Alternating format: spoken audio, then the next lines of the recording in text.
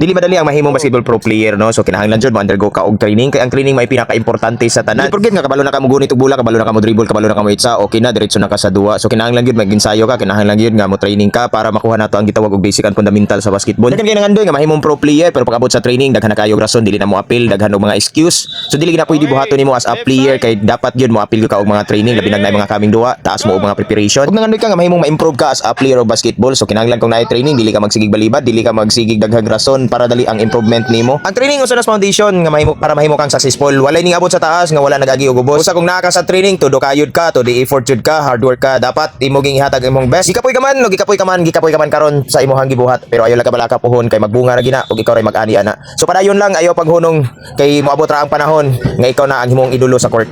Laban lang mga idol, mga kabowlers. This is Coach G.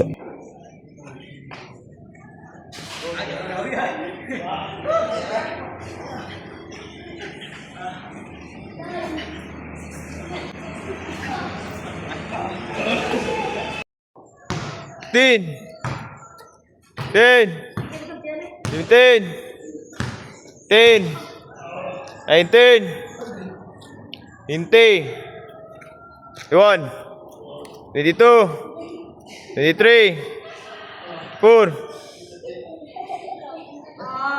Oh, stop.